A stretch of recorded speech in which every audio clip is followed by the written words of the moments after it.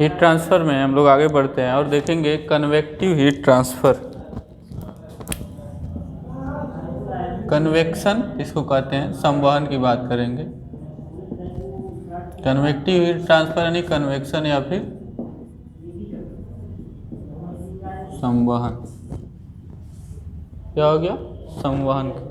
तो संवहन क्या है कि जब अणुओं का पार्टिकल, ध्यान से देखिएगा, यहाँ पे हम इलेक्ट्रॉन की बात नहीं कर रहे हैं, यहाँ पे पार्टिकल जो आपको दिखाई दे, या पार्टिकल मतलब कई मॉलिक्यूल्स का कॉम्बिनेशन, कि एक्चुअल मूवमेंट के द्वारा किसी सिस्टम में पार्टिकल्स के यानी अणुओं के, कह सकते हैं अणु न कहें, पार्टिकल कहें ज़्यादा सही है, कणों के एक्चुअल मूवमेंट के कारण यानी कि वास्तविक गति के कारण जब हीट ट्रांसफ़र होता है किसी सिस्टम में, या किसी सिस्टम में ही ये हो सकता है, मतलब एक ही सिस्टम में एक ही पदार्थ में हो सकता है, कहने का मतलब किसी पदार्थ में होता है, तो उसको हम लोग कहते हैं कन्वेक्टिव हीट ट्रांसफ़र यानी कन्वेक्शन, जिसको कहते हैं संवहन कहते हैं। जैसे द्रव में, जैसे कि जब आप पानी गर्म करते हैं,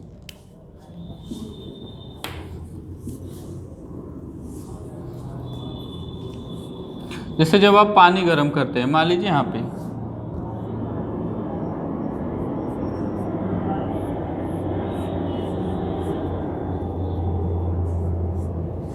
पे हम पानी गर्म कर रहे हैं, तो आप देखते हैं ध्यान से, यहाँ पे पानी रहता है, तो जब आप जैसे हीट ट्रांसफ़र होने लगता है, तो यहाँ पे हम बता दें पहला चीज़ कि कन्वेक्शन कभी भी इंडिपेंडेंट नहीं हो सकता, कि अचानक से इसमें जो है हीट ट्रांसफ़र होने लगे, नहीं हो सकता। जब तक कंडक्शन न हो, कहीं ना कहीं से कंडक्शन हो रहा होगा तभी जाके कन्वेक्शन होगा, अदरवाइज नहीं हो सकता। जैसे यहाँ पे, ठीक है, यहाँ पे क्या हो रहा है, पहले ये वाल है जो आपका बर्तन है, उसके दीवार में जो हीट ट्रांसफ़र कैसा हो रहा है, वो कंडक्शन हीट ट्रांसफ़र। उसके बाद वहाँ से उस दीवार से इधर की ओर क्या हो रहा है, पूरा हीट ट्रांसफ़र हो रहा है। तो जब हीट ट्रांसफ़र होता है तो यहाँ पर क्या होता है, कोई मॉलिक्यूल मान लीजिए गर्म हुआ, जैसे यहाँ का क्या हो गया, कण, पार्टिकल, मॉलिक्यूल नहीं, क्या पार्टिकल, कोई पार्टिकल क्या हुआ, गर्म हुआ। तो ये पार्टिकल गर्म होता है तो इसका घनत्व घट जाता है, ठीक है ना। जब घनत्व घट जाता है तो ये क्या होता है, नीचे से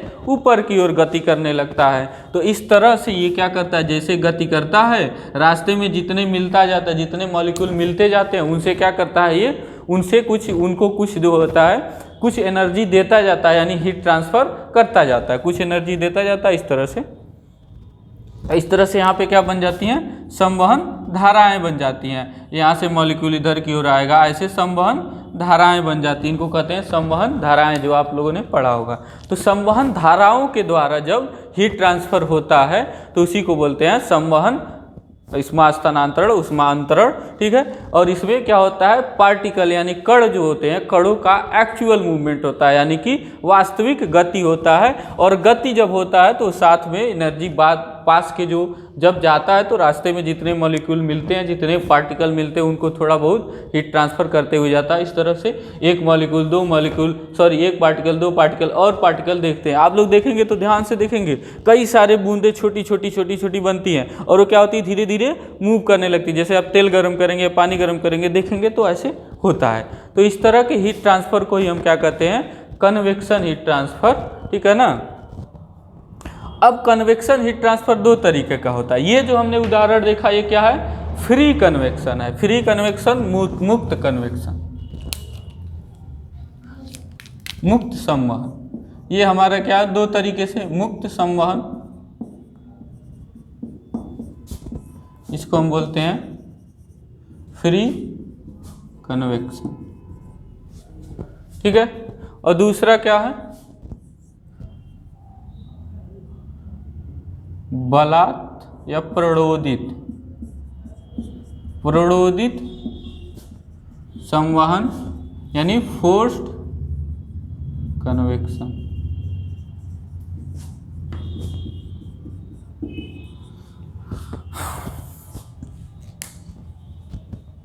तो इसके बारे में अब दो चीज़ें होती हैं, यानी दो तरह से संवहन होता है, एक होता है मुक्त संवहन, एक होता है प्रोडोदी संवहन, फ्री कन्वेक्शन और फोर्स कन्वेक्शन। इससे जाने से पहले, आगे जाने से पहले एक नियम होता है न्यूटन का, ठीक है ना, जो संवहन के लिए दिया जाता है। न्यूटन का संवहन विषयक नियम होता है, यानी संवहन के लिए न्यूटन का एक नियम है। न्यूटन का ये नियम है कि मान लीजिए एक हट वाल है, एक जो है कोई दीवार है, ठीक है ना, एक कोई दीवार है जिसका टेम्परेचर Ts है, और इसका दीवार का टेम्परेचर पूरे दीवार पर समान है, एक समान है, वितरित तापमान एक समान वितरित है और बहुत हाई टेम्परेचर है। और इधर क्या है, इधर की ओर कुछ भी है, कोई फ्लूइड है, मतलब कोई एयर है। तो हम बता दें, पहला चीज़ ये हमने भूल गए बताना कि जो होता है कन्वेक्शन होता है, यानी संवहन होता है, किस में होता है, वो फ्लूइड्स में यानी तरलों में होता है, द्रवों या फिर गैसों में, क्योंकि मॉलिक्यूल का मूवमेंट उसी में हो सकता है, ठीक है ना, और सब में नहीं हो सकता है, नहीं हो सकता, तो उन्हीं में होता है कन्वेक्टिव हीट ट्रांसफर।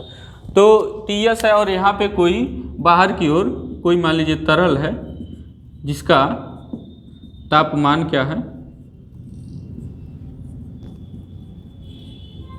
इक्विलिब्रियम तापमान, जो इधर की ओर थोड़ा दूर होगा, क्योंकि पास में तुरंत क्या होने लगेगा, धीरे धीरे यहाँ हीट ट्रांसफर होना शुरू हो जाएगा, तो यहाँ पे ज़्यादा होगा। तो मान लीजिए इक्विलिब्रियम टेम्परेचर पर दूर का थोड़ा क्या है, Tf है, फ्लूइड है मतलब Tf से का है, ठीक है। तो तापमान क्या है, Tf है।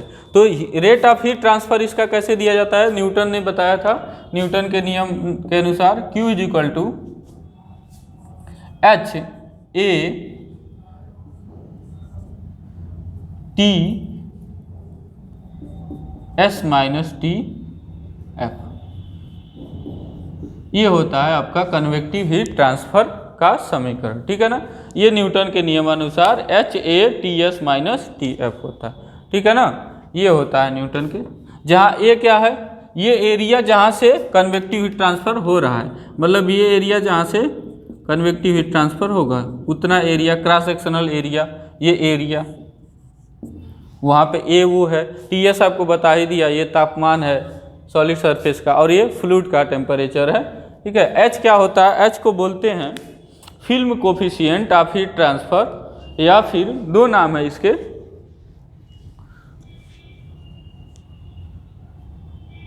इसके हमारे दो नाम हैं, film coefficient of heat transfer या convective coefficient of heat transfer. क्या होता है, दो नाम है, फिल्म कोफिशिएंट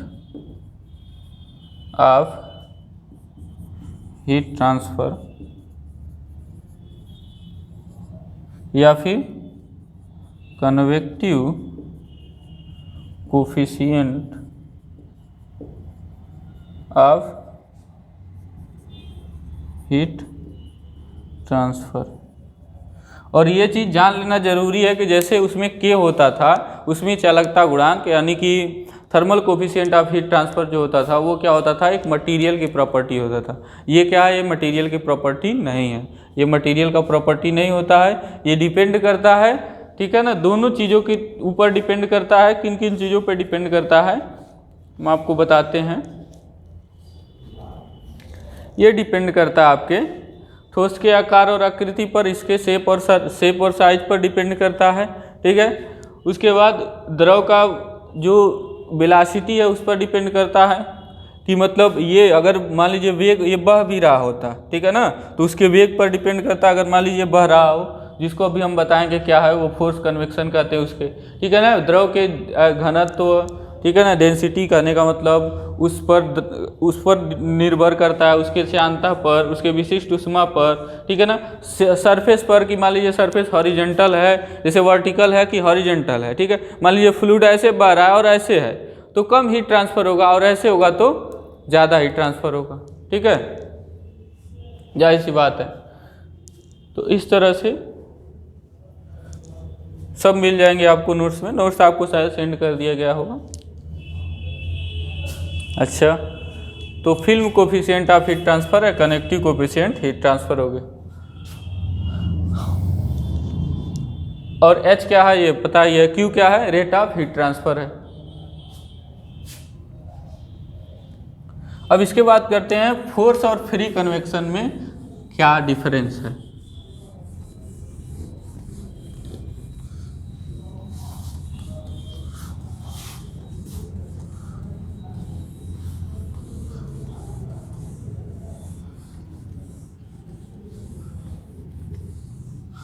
तो देखिए जब हीट ट्रांसफ़र ऐसा हो रहा हो, जब देखिए फ्री कन्वेक्शन में मॉलिक्यूल्स का मूवमेंट कैसे होता है कि उनके घनत्व में अंतर के कारण होता है, यानी बॉयंट फोर्स। इसको क्या कहते हैं? Buoyant force. बॉयंट फोर्स का मतलब उत्प्लावन बल के कारण होता है, यानी घनत्व में अंतर के कारण जब होता है तो उस तरह का हीट ट्रांसफ़र जो होता है मॉलिक्यूल कन्वेक्शन वाला, उसको हम क्या कहते हैं? Free convection.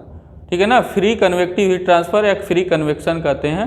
ठीक है। और फोर्स कन्वेक्शन क्या होता है? जिसमें जो मूवमेंट होता है, यानी जो गति होती है मॉलिक्यूल पार्टिकल्स का, यानी फ्लूइड ही पूरा बहता है। ठीक है ना, वो बहाव कैसे होता है? किसी एक्सटर्नल फोर्स के द्वारा, जैसे पंप द्वारा दिया जाए, फैन द्वारा दिया जाए, या फिर किसी ब्लोअर द्वारा दिया जाए, जब उस फ्लूइड को बहवाया जाएगा। ठीक है ना, यानी उसको चलाया जाएगा बाहरी एक्सटर्नल सोर्स द्वारा, तब जो हीट ट्रांसफ़र होगा, यानी कि यही दीवार है, मान लीजिए बोर्ड है, बोर्ड बहुत गर्म है।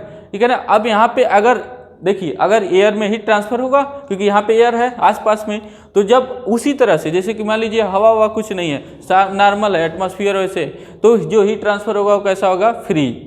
अभी उसमें क्या है कि यहाँ फैन जो लगे हुए हैं जितने, उनको मैं ऑन कर दूँ तो जो हीट ट्रांसफ़र होगा वो कैसा होगा? फोर्स कन्वेक्शन हीट ट्रांसफ़र होगा। और उस तरह से जो हो रहा था वो फ्री कन्वेक्टिव हीट ट्रांसफ़र था। फ्री कन्वेक्शन हीट ट्रांसफ़र कहिए, कन्वेक्टिव हीट ट्रांसफ़र कहिए। इस तरह से कन्वेक्टिव हीट ट्रांसफ़र होता है, मतलब प्रकार होते हैं। ठीक है, तो एक एग्जाम्पल आपका पावर प्लांट का लेते हैं। जैसे कि आपका बॉयलर है, तो बॉयलर में पाइप है, मान लीजिए वाटर ट्यूब बॉयलर है। ठीक है, आप लोगों ने पढ़ा होगा वाटर ट्यूब बॉयलर में क्या होता है? जो हीट ट्रांसफ़र होता है वो मतलब बाहर से फ्लेम जलाए जाते हैं, यानी यहाँ पे क्या हो गए, बाहर से आग जली होगी तो यहाँ पे क्या होगा? इसका टेम्परेचर बहुत हाई होगा। ठीक है ना, ये सॉलिड सरफेस है, मान लीजिए सॉलिड, ये दीवार है बॉयलर के पाइप का।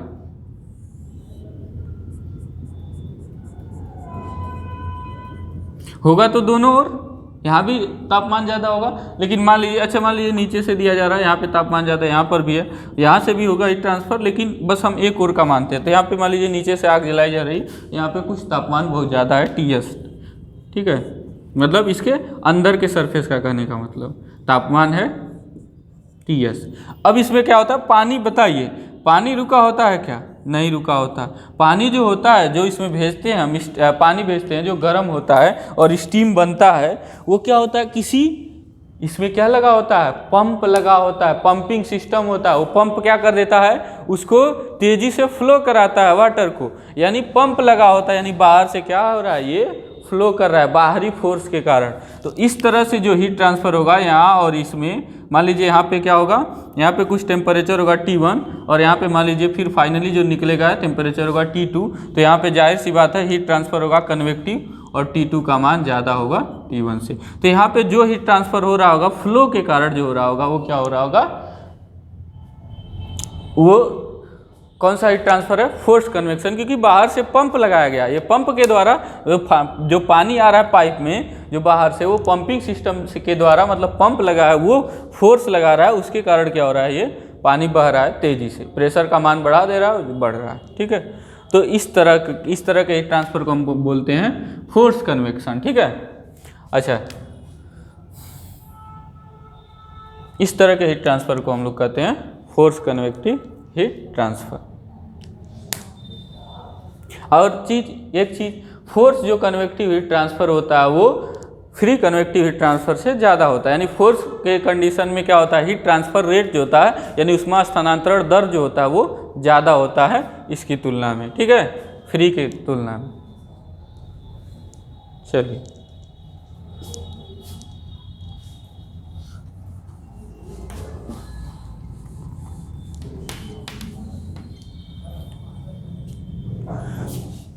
अब बात करते हैं, कन्वेक्टिव हीट ट्रांसफ़र हमारा ख़त्म हो गया। अब हम लोग बात करेंगे, अब पढ़ेंगे रेडिएशन। क्या बात करेंगे? रेडिएशन, जिसको आप थर्मल रेडिएशन भी कह सकते हैं। ये टेम्परेचर के कारण ही रेडिएशन होता है। टेम्परेचर जैसे ही ज़्यादा होता है रेडिएशन भी ज़्यादा होता है, टेम्परेचर कम होता है तो रेडिएशन भी कम होता है। कुछ चीज़ें नॉर्मल टेम्परेचर भी ज़्यादा रेडिएट होती हैं, ऐसा नहीं है, लेकिन फिर भी थोड़ा बहुत रेडिएशन हर चीज़ से होता है। कभी भी रेडिएशन जब तक एब्सोल्यूट जीरो टेम्परेचर ना हो जाए कुछ न कुछ थोड़ा बहुत होता ही रहेगा।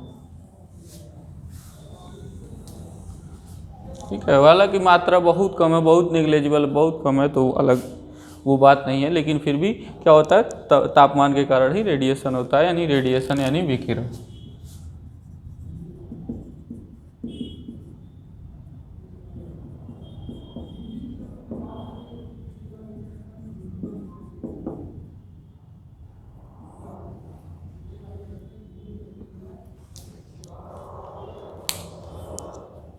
रेडिएशन यानी विकिरण। विकिरण में क्या है कि जान लेते हैं विकिरण कैसे मतलब होता है, विकिरण कैसे। तो विकिरण में क्या होता है, कभी भी इलेक्ट्रोमैग्नेटिक वेव के द्वारा जो ऊर्जा लेके चलता है, जो इलेक्ट्रोमैग्नेटिक वेव यानी कि विद्युत चुंबकीय तरंग जो ऊर्जा अपने साथ लेके चलता है, उसी को हम क्या कहते हैं, विकिरण ऊर्जा कहते हैं। वो फोटानों के रूप में होता है। जैसे प्रकाश, प्रकाश क्या है, यानी लाइट क्या है, एक इलेक्ट्रोमैग्नेटिक वेव है। शुरुआत में तो हमको नहीं पता था प्रकाश क्या है, लाइट क्या है, ठीक है ना, लेकिन बाद में धीरे धीरे बहुत सारे काम हुए इस पर, कहानी बहुत लंबी है, हम कहेंगे नहीं यहाँ, ठीक है, बहुत काम हुए। तो जेम्स क्लार्क मैक्सवेल ने बताया, ठीक है ना, जेम्स क्लार्क मैक्सवेल, क्या नाम है साइंटिस्ट का, जेम्स क्लार्क, क्लार्क भी कभी कहते हैं, जेम्स क्लार्क मैक्सवेल। उसने बताया कि जो ये लाइट है ना, वो क्या है, इलेक्ट्रोमैग्नेटिक वेव है, यानी कि एक इलेक्ट्रिक फील्ड है और एक मैग्नेटिक फील्ड है, दोनों कंबाइंड होकर चल रही हैं और स्पेस में यानी स्पेस में कहीं भी आगे बढ़ रही हैं, ठीक है। और इसे जो है एक जगह से दूसरे जगह जाने के लिए किसी माध्यम की ज़रूरत नहीं पड़ती, ये ऐसा वेव है, ऐसा तरंग है, ठीक है। जैसे आप लोग पढ़ते हैं मैकेनिकल तरंग, जैसे ध्वनि तरंग, ध्वनि भी एक तरंग है, मैकेनिकल वेव है, इसे जाने के लिए एक मीडियम की ज़रूरत, यानी एक जगह से दूसरी जगह ट्रांसमिट होने के लिए एक मीडियम यानी एक माध्यम की ज़रूरत पड़ती है, ठीक है ना। जैसे कि हम बोल रहे हैं, अगर जो है माध्यम ना होता, यहाँ एयर ना होता, तो ये माइक तक, माइक्रोफोन तक मेरी आवाज़ नहीं जा पाती, ठीक है ना, और नहीं जा पाती तो आप लोगों तक नहीं पहुँच पाती, ठीक है। इसलिए चंद्रमा वगैरह पर क्या होता है, हमेशा ट्रांसमीटर लोग लिए रहते हैं और पूरी तरह से अंदर पैक्ड रहता है, जिसमें ऑक्सीजन रहे ताकि बोले तो बाहर जाए, नहीं तो नहीं जा सकता। चंद्रमा पर चिल्लाइए, कुछ भी लगा दीजिए, डीजे लगा दीजिए, कुछ नहीं सुनाई देगा आपको, ठीक है, क्योंकि वहाँ पे एटमॉस्फेयर नहीं है।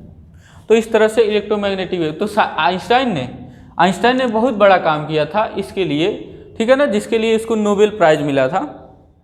वो है कि किसी भी जो विकिरण होगा, यानी कोई भी इलेक्ट्रोमैग्नेटिक वेव जो होगा या फिर लाइट है, उसके साथ ऊर्जा एक चलती है जिसको हम कहते हैं फोटान, जिसको हम क्या कहते हैं, मतलब ऊर्जा पैकेट के रूप में चलती है, जिसको हम फोटान कहते हैं, क्वांटा कहते हैं, क्वांटा पैकेट, ठीक है ना, क्वांटा ऑफ एनर्जी जिसको पैकेट कहते हैं, ऊर्जा पैकेट। वो कैसे चलती है, किसके साथ चलती है, एक उसके द्वारा फोटान के रूप में, ठीक है। और उसका जो एक फोटान का जो एनर्जी होता है वो यही आइंस्टीन ने बताया था, और इसके लिए इसको नोबेल प्राइज मिला है। h न्यू के बराबर होता है, जहाँ पर ये क्या है, उस इलेक्ट्रोमैग्नेटिक वेव की क्या है, फ्रीक्वेंसी है।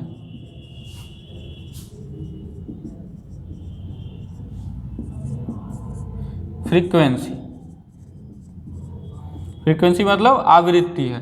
तो उस इलेक्ट्रोमैग्नेटिक वेव यानी कि प्रकाश विद्युत चुम्बकीय तरंग की क्या है, ये आवृत्ति है h न्यू, और ये क्या है, ये प्लैंक कांस्टेंट है। तो इतना ऊर्जा उसके साथ रहता है, साथ में रहता है। कुछ अब जब कहीं सरफेस पे टकराता है तो कुछ रिलीज कर देता है, कुछ जो होता है उसके आर पार चला जाता है, और कुछ क्या हो जाता है, रिफ्लेक्ट हो जाता है सरफेस से। तो ऐसा कुछ होता है।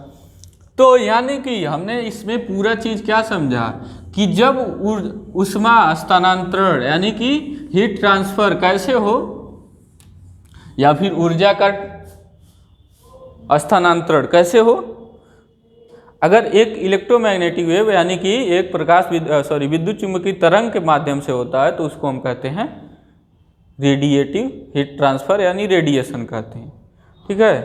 रेडिएटिव हीट ट्रांसफर या रेडिएशन कहते हैं, इसी को थर्मल रेडिएशन भी आप कहते हैं, ठीक है, क्योंकि हाई टेम्परेचर होने पर रेडिएशन ज़्यादा होता है।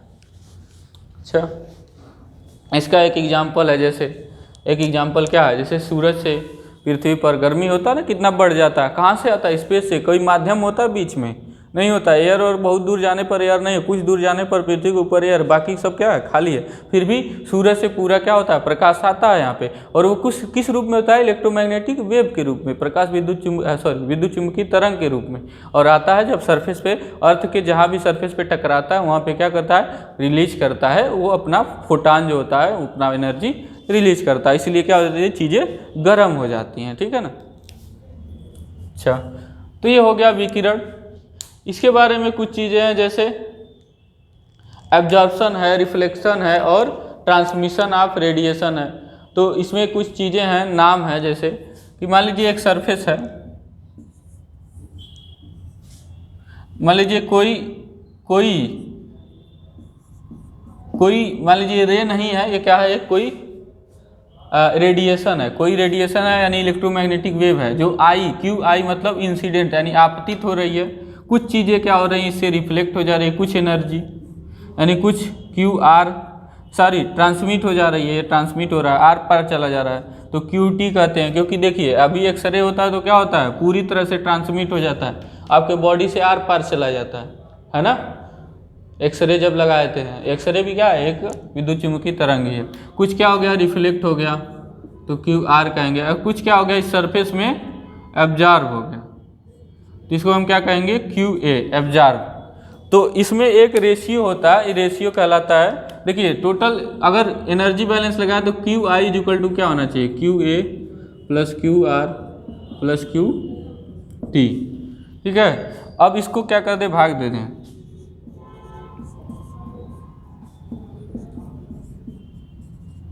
क्यू आई से भाग दे रहे हैं दोनों पक्षों में,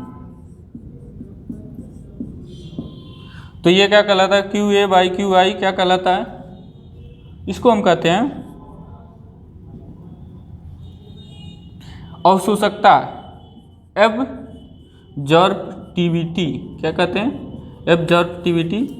इसको अल्फा से डिनोट करते हैं, अल्फा ये अवशोषकता है, ये रो से डिनोट कर रहे हैं हम। ये क्या है, रिफ्लेक्टिविटी, ये इसको कहते हैं परावर्तकता, ठीक है ना, परावर्तनता, ठीक है, रिफ्लेक्टिविटी, और ये क्या है, ट्रांसमिटिविटी, यानी कि इसको बोलते हैं टाउ से डिनोट करते हैं। तो अल्फा प्लस रो प्लस टाउ जो होता है ये होता है, इसको क्या बोलते हैं। तो यहाँ पर हम क्या देख रहे हैं, किसी सरफेस का क्या देख रहे हैं कि किसी सरफेस पर जब कोई चीज़ कोई रेडिएशन मतलब इंसिडेंट होता है यानी गिरता है, तो क्या क्या चीज़ें होती हैं। तो ये मतलब जनरल कंडीशन में क्या घटनाएं हो सकती हैं, तो एक हो सकता है कुछ रेडिएशन एब्जॉर्ब हो जाए यानी एनर्जी के रूप में स्टोर हो जाए उस बॉडी में, ठीक है। कुछ क्या हो जाए, रिफ्लेक्ट हो जाए, कुछ इधर की ओर चला जाए उस सरफेस से इधर की ओर, कुछ क्या हो जाए, पूरा पार कर जाए और निकल जाए, तो इसको बोलते हैं ट्रांसमिट होना, ये हो गया रिफ्लेक्ट होना, और ये क्या हो गया, एब्जॉर्ब होना, और ये हो गया इंसिडेंट,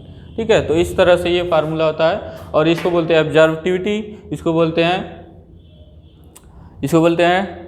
रिफ्लेक्टिविटी, और इसको बोलते हैं ट्रांसमिटिविटी। और हिंदी क्या आप लोग के नोट्स में है, देख लेंगे, ठीक है। अब इसे कुछ रिलेटेड टर्म है, जैसे ब्लैक बॉडी है, तो ब्लैक बॉडी क्या होता है कि ऐसा बॉडी जो क्या करे, पूरी तरह से जितना इंसिडेंट हो पूरी तरह से ऑब्जर्व कर ले, यानी यहाँ पे क्यू आर कोई ना हो और क्यू टी कोई ना हो, यानी कि क्या होना चाहिए, अल्फा इज इक्वल टू, उसके लिए क्या होना चाहिए, ब्लैक बॉडी के लिए क्या होना चाहिए, ये एक आइडियल बॉडी है, ऐसा कुछ होता नहीं है, ठीक है ना। मतलब रियलिटी में ब्लैक बॉडी मतलब एक तरह से प्रैक्टिकली नहीं हो सकता। तो ये अल्फा जो इक्वल टू 1 होना चाहिए और रो 0 और टाउ 0 होना चाहिए, क्योंकि सारा का सारा क्या हो जाएगा, एब्जॉर्ब हो जाएगा, यानी क्यू आई बटे क्यू आई यहाँ पे हो जाएगा, तो अल्फा इज इक्वल टू 1, यहाँ 0 0 बचेगा तो ये सब 0, मतलब कहने का मतलब पूरा इसमें एब्जॉर्ब हो जा रहा है, यानी ये और ये 0 हो जाए, मतलब इसमें ये और ये कुछ आ ही नहीं रहा, तो ये क्या हो जाएगा, पूरी तरह से अल्फ़ा मतलब 1 हो जाएगा, ये 0 हो जाएगा, अल्फ़ा 1 हो जाएगा, ठीक है। तो ये ब्लैक बॉडी का कंसेप्ट हो गया, ठीक है। उसके बाद फिगर है आपके लिए बनाने हुआ, तो मिल जाएगा वो आपको फिर से। उसके बाद है वाइट बॉडी है, वाइट बॉडी में क्या हो रहा है कि अगर कोई चीज़ कोई इस पर रिफ्लेक्ट हो रहा है, कोई चीज़ आ रहा है इंसिडेंट और पूरी तरह से रिफ्लेक्ट हो जाए, ना तो कुछ एब्जॉर्ब हो रहा है ना कुछ ट्रांसमिट हो रहा है, तो उसको बोलते हैं वाइट बॉडी यानी श्वेत पिंड। श्वेत पिंड जैसे कहते हैं वाइट कपड़ा है, क्या करता है कि पूरा, जैसे कि क्या करता है कि कहते हैं हम एक तरह से, या ये इसको रेड ब्लैक शर्ट को कहते हैं कि जैसे कि क्या होता है ये एक तरह से, ऐसा नहीं है आइडियली नहीं, मतलब समझ सकते हैं उसको ऐसे कि ब्लैक कपड़ा होता है जो कहता है बहुत ऊर्जा सोखता है। जैसे क्या होता है धूप में जाने पर क्या होता है बहुत ज़्यादा गर्मी सोखता है, यानी पूरा जैसे लग रहा है कि पूरा एब्जॉर्ब कर ले रहा है, थोड़ा भी रिफ्लेक्ट नहीं कर रहा है, ठीक है ना। ट्रांसमिट की बात ही छोड़िए, ठीक है, ट्रांसमिट मतलब ट्रांसमिट भी करता होगा लेकिन मान के चलिए। और उसके बाद ये इसका कौन सा कि अगर वाइट बॉडी होगा जैसे वाइट कपड़ा, तो कहते हैं कि सब क्या करता है रिफ्लेक्ट कर देता है, आपको गर्मी बहुत कम लगेगी। तो उस समय क्या हो रहा है पूरा रिफ्लेक्ट, कुछ ऑब्जर्व नहीं कर रहा है ना तो ट्रांसमिट कर रहा है, सब क्या हो गया बाहर चला गया, ठीक है ना। मतलब दूसरे यहाँ से आया और यहाँ से रिफ्लेक्ट होकर चला गया, पूरा इलेक्ट्रोमैग्नेटिक वेव दूसरी ओर चला गया, ठीक है। तो इसको वाइट बॉडी बोलेंगे। फिर ओपेक बॉडी है, फिर ट्रांसपेरेंट बॉडी है, फिर ग्रे बॉडी है, ठीक है, ये सब आपको मिल जाएगा। चलिए बता ही देते हैं। कुछ चीज़ें हैं जो आपको समझनी है, जैसे इमिसिव पावर समझना है और इमिसिविटी, ये चीज़ समझ लेते हैं, बाकी आप जो है समझ जाएंगे पढ़ के ही। तो इमिसिव पावर और इमिसिविटी क्या होता है?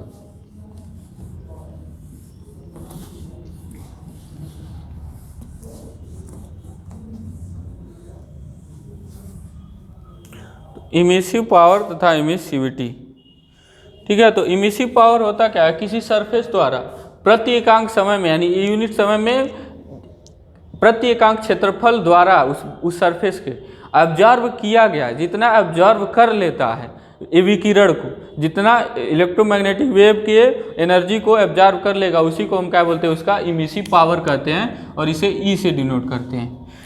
इमिसिव पावर, इसको क्या कहते हैं, EMISSIV, इमिसिव पावर, ठीक है। इमिसिव पावर इसको ई से डिनोट करते हैं, ठीक है। अब होता है दूसरा चीज इमिसिव पावर इमिसिविटी। इमिसिविटी क्या कहलाता है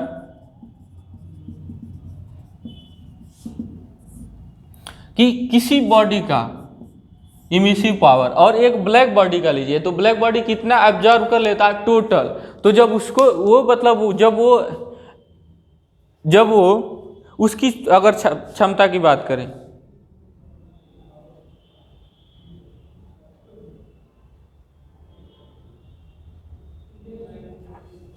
यहाँ पे समझिए एब्जॉर्ब कर लेना या फिर रिलीज कर देना बात है, ठीक है ना। तो ये इमिसिव पावर एब्जॉर्ब करने के बाद जो इमिसिव पावर, ठीक है ना, ऑब्जर्व कर लेना या फिर रिलीज कर देना, बात यहाँ पे वही है कि ऑब्जर्व कर लिया फिर क्या हो गया, वही ऑब्जर्व करने के बाद उतना क्या कर सकते हैं हम, रिलीज कर सकते हैं, ठीक है ना। तो वो इमिसिव पावर कहलाता है।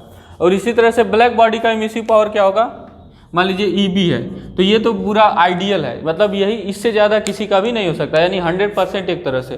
तो इन दोनों का जो रेशियो होता है, यानी जो दोनों का अनुपात होता है, इसी को हम बोलते हैं एप्सिलॉन से डिनोट करते हैं। और इसको हम कहते हैं, इसको हम आमतौर पर क्या कहते हैं, इमिसिविटी कहते हैं, मतलब इसी को इमिसिविटी कहते हैं, उत्सर्जकता कहते हैं, इसको एप्सिलॉन से डिनोट करते हैं, E/EB के बराबर होता है, ठीक है। अब कुछ नियम है इससे विकिरण से जुड़े हुए, वो समझ लेते हैं। तो अगर बात करें एक पिंड अगर थर्मल इक्विलिब्रियम में, पहला नियम जो है वो है किरचॉफ का नियम है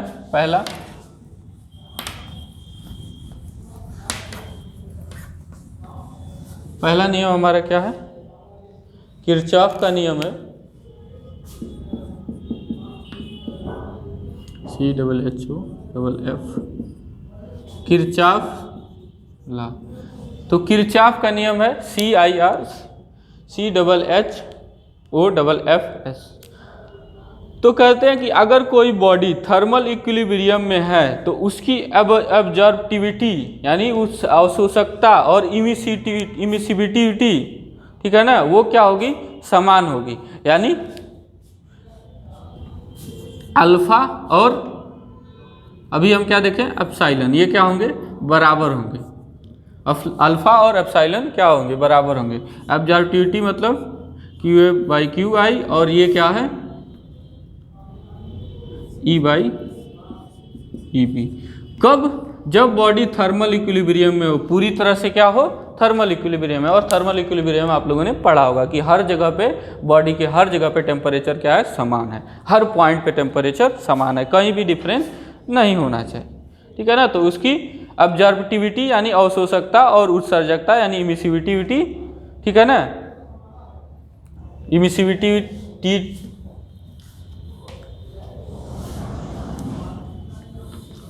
इमिसिविटी है, इमिसिविटी नहीं है, इमिसिविटी क्या है, उसकी इमिसिविटी है जो है वो समान रहेगी, किससे, अवशोषकता से यानी एब्जॉर्प्टिविटी से। अब उसके बाद है वीन का नियम, Wien's displacement law, WEIN, Wien's displacement law, Wien का डिस्प्लेसमेंट नियम है, ठीक है, वीन्स डिस्प्लेसमेंट लॉ। तो इसमें है जैसे कि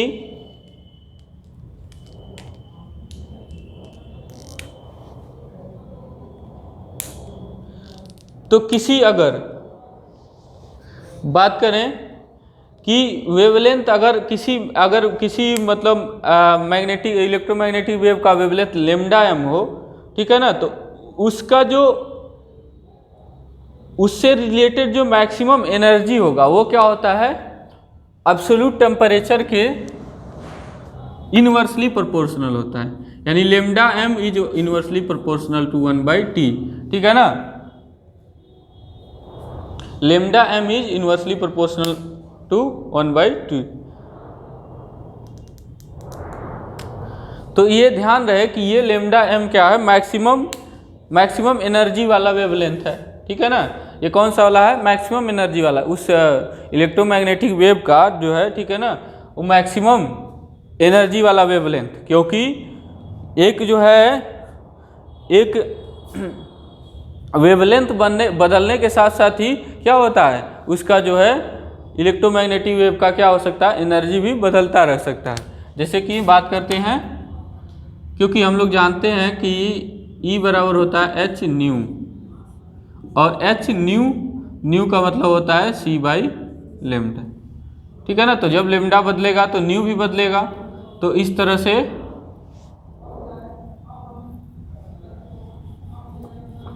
c बराबर होता है n लैम्डा, तो n बराबर होगा c/λ, हाँ सही है, तो क्या होगा c/λ, ठीक है ना, क्योंकि इलेक्ट्रोमैग्नेटिक वेव का चाल जो होता है नियरली, अगर वैक्यूम में बात करेंगे तो वैक्यूम में क्या होता है, वैक्यूम में चाल जो होता है वो क्या होता है, प्रकाश के वेग के बराबर होता है वैक्यूम में, ठीक है ना, और किसी मीडियम में जाएगा तो कम हो सकता है, लेकिन वैक्यूम में यानी कि स्पेस में क्या होता है, c के बराबर होता है। तो इस तरह से जो मैक्सिमम वाला होगा, ठीक है ना, मैक्सिमम वाला जो एनर्जी वेवलेंथ होगा, मैक्सिमम एनर्जी वाला वेवलेंथ जो होता है वो क्या होता है, 1/T के प्रोपोर्शनल होता है, ठीक है। और जो T जो होगा वो क्या होगा, T जो होगा वो हमारा एब्सोल्यूट टेम्परेचर होगा, ये ध्यान रहे, तो lambda m into T is equal to क्या होगा, कांस्टेंट होगा, ठीक है। ये क्या होगा, ये वीन का नियम है, वीन्स डिस्प्लेसमेंट लॉ, और कांस्टेंट C का मान जो होता है 0.0029 के बराबर होता है। अब उसके बाद देखते हैं हम लोग Stephen Boltzmann law, Stephen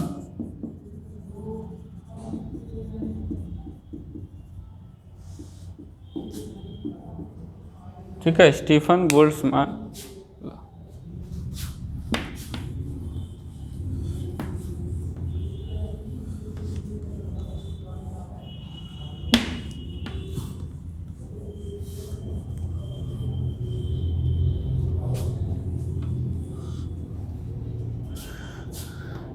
Stephen FAN Boltzmann law, ठीक है ना। तो इसके अनुसार, इस नियम के अनुसार, जो किसी भी मान लीजिए आदर्श बॉडी नहीं है, कोई भी बॉडी है, यहाँ पे कृषिका भी कहा जा सकता है, लेकिन कोई भी बॉडी से जो उत्सर्जन हो रहा है, उत्सर्जित विकिरण हो जाता है, यानी इमिसिविटी यानी उत्सर्जन, जितना अवशोषक होगा उतना उत्सर्जित किया जा सकता है उससे, कहने का मतलब। तो उत्सर्जक मतलब कोई मान लीजिए कोई मतलब बॉडी है, उसका कुछ टेम्परेचर होगा, तो क्या होगा, वो टेम्परेचर होने के कारण उसका क्या होता है, रेडिएशन देता है, रेडिएशन करता है, यानी कि वहाँ से क्या होगा, रेडिएशन होगा, चारों इलेक्ट्रोमैग्नेटिक वेव के रूप में क्या होंगी, ऊर्जा जो है उससे ह्रास होगा, ठीक है ना। ऊर्जा का ह्रास होगा तो वो जो ऊर्जा का ह्रास हो रहा है, यानी जो E का मान है per unit time per unit area जो होता है वो किसके बराबर होता है, वो क्या होता है, वो समानुपाती होता है T के घात 4 के। किसके बारे समानुपाती होता है, T के घात 4 के, ठीक है। जो T जहाँ पर क्या है, अब्सोल्यूट टेम्परेचर है उसका, ठीक है ना, उस सरफेस का जिससे एमिसिविटी हो रहा है, मतलब जिससे उत्सर्जन हो रहा है, ठीक है। तो यहाँ पे एक कांस्टेंट आता है स्टीफन बोल्ट्जमान कांस्टेंट, वो होता है सिग्मा T के घात 4। अब ये बात करें ये एकांक के लिए, एकांक क्षेत्रफल के लिए, अगर क्षेत्रफल भी इसमें जोड़ लें तो ये क्या हो गया, एकांक क्षेत्रफल के लिए।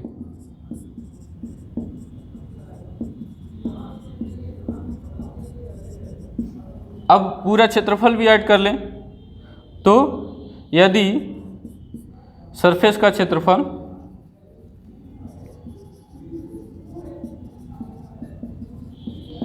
A है, तब क्या करेंगे, इसमें मल्टीप्लाई कर देंगे A का V, ठीक है ना। तो ये हो गया सिग्मा, जहाँ सिग्मा का स्टीफन बोल्ट्जमान कांस्टेंट इसको कहते हैं, ठीक है। और इसका मान होता है 5.67 गुणे 10 के घात -8 वाट पर मीटर स्क्वायर केल्विन पर 4। क्या होता है, यूनिट वाट पर मीटर स्क्वायर केल्विन पर 4, क्योंकि यहाँ पर जो तापमान है वो क्या अब्सोल्यूट तापमान है, यानी केल्विन में टेम्परेचर है, ठीक है।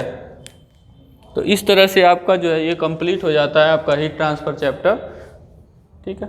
तो अब आपका हीट ट्रांसफ़र भी चैप्टर कंप्लीट हो गया। आई होप जहाँ तक मुझे पता है ये आपका थर्मल इंजीनियरिंग पूरा कंप्लीट हो गया है। तो आप लोग अब तैयारी करें, ठीक है। आपके सेमेस्टर के लिए best wishes. Thank you so much.